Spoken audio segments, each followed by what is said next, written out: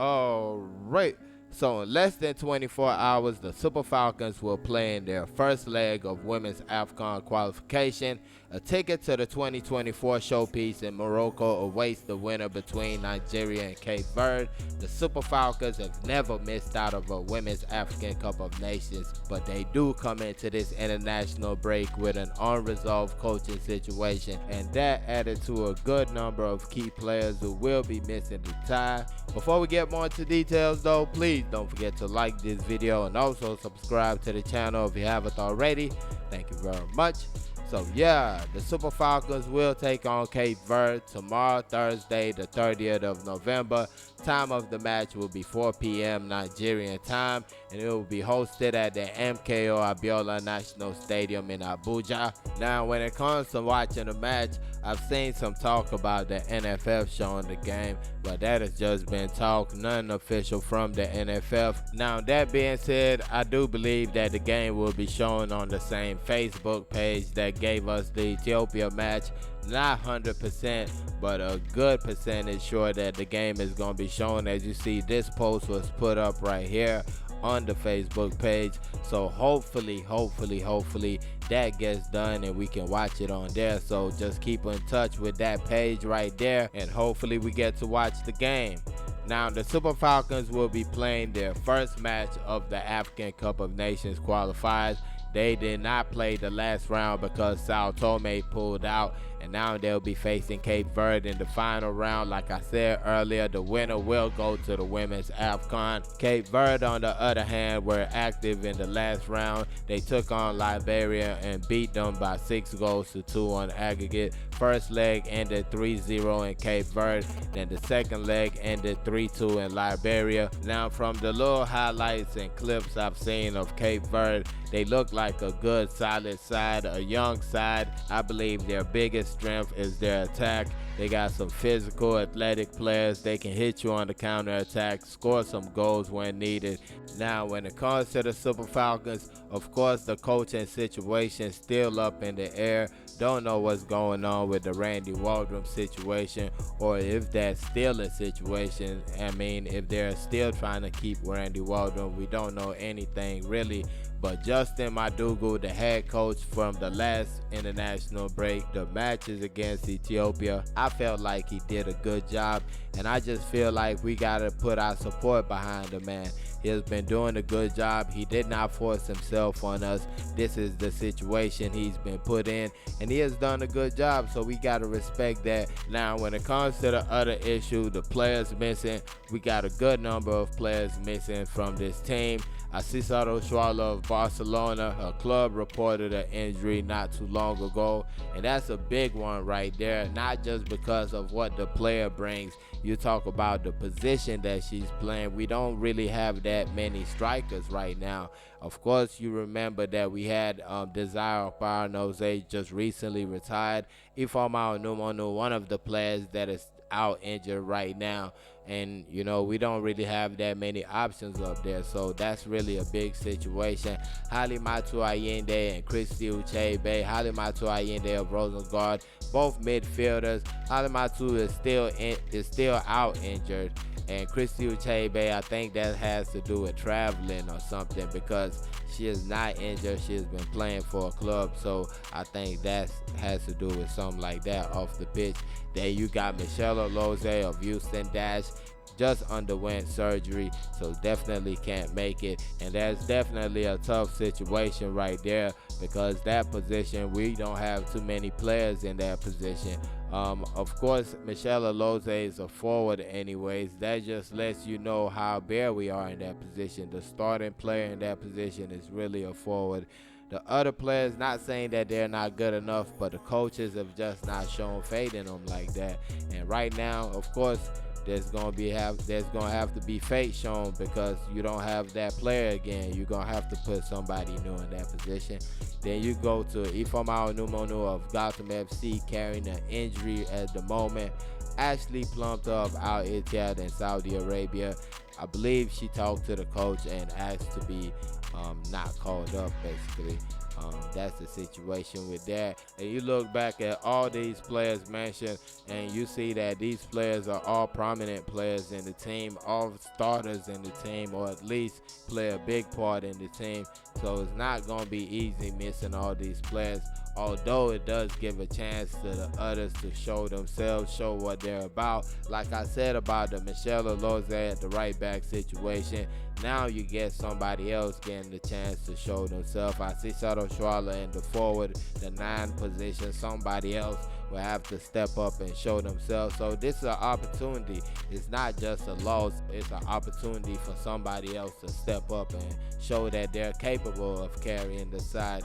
Now, honestly, for me, the first leg at home is always a tricky situation. When you're playing these two-legged affairs, you would always want to play the second leg at home because, number one, you know that you might start slow. The first leg might not be as good as you like.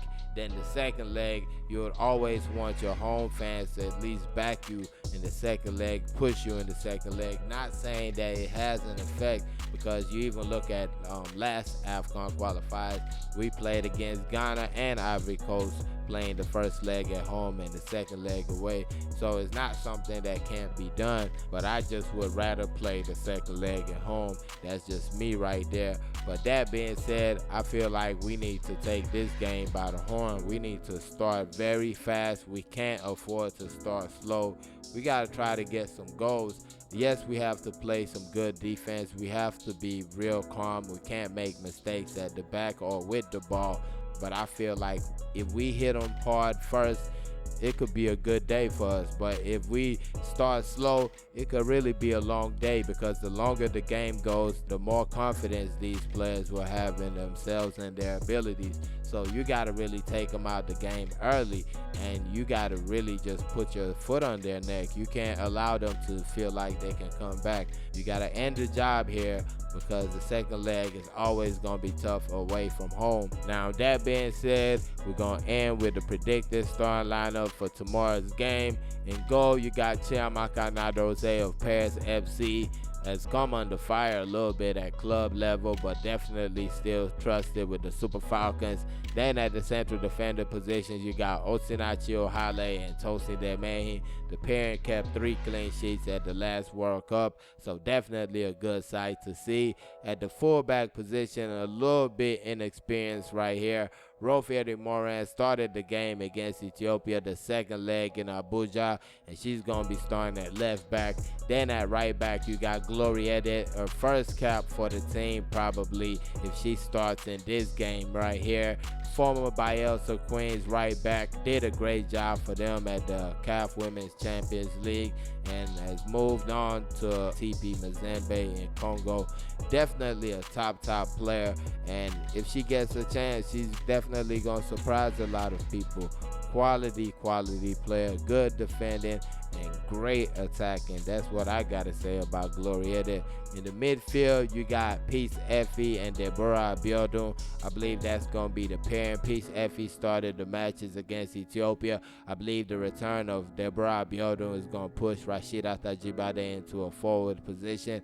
And we've seen what Deborah Abiodun has been doing with her college side from time to time. She had 6 goals and 3 assists in this past season. So she definitely was one of the top players over there, and we're looking forward to seeing her bringing what she has learned and all that to the Super Falcons. Let's see. Then you got the third midfielder, the attacking midfielder, and I'm going to go with Tony Payne. I believe the coach is going to go with Tony Payne for that position. Started the last 2 matches against Ethiopia. Of course, has been a super regular on the Super Falcons for a while now, so I believe she's going to get that spot. Then you got the right side of the attack, and that's where I believe Rashida Tajibade is going to be playing. I believe she's going to be moved from the midfield. That is not a normal position. We see what she does when she plays at that forward position. So I believe that the coach is salivating to get her in that position, and this is the perfect opportunity. Peace Effie, Deborah Abiodun could do the job in the midfield, and that would leave her alone to do what she does best, basically score goals, create assists, and all that stuff. So looking forward to that right there. For the 9, I believe that's going to be Uchenna Kanu. She started on the left side in the last match against Ethiopia. Normally starts on the wings. Yes, you got other players, but I believe she's a player that has played in that position. She has shined in that position. A lot of people don't know about the WAFCON competition she played at. I believe she scored like 11 or 12 goals in that competition. So she's definitely a player that can do something in that position, and I think that's where she's going to be playing at tomorrow. Then for the left side of the attack, I'm going to go with Gift Monday. She started the first match against Ethiopia in Ethiopia. Then the second leg, she didn't even play a minute in that match, if I'm not mistaken. But I believe the coach is going to go with her. She's been doing her thing with her club. She scored a couple goals not too long ago. So I believe she's on form, she's on fire, she's ready. So I think the coach is going to go with her in that position. Of course, you got Rinsola Babajide that can also play in that position. Or maybe even the new player called up, Motunrayo Ezekiel of Rivers Angels. I believe she has the physical tools for the job. But then again, you have to think about the experience factor. This is her first ever call up for the team. So the coach might want to go a little bit slow with her. But either way it goes, that's my starting lineup and I'm sticking with it. Let me know your thoughts on that, and let me know your thoughts on the match, your predictions, all that. Put it in the comment section, and please don't forget to like and subscribe. Thank y'all for watching. Peace.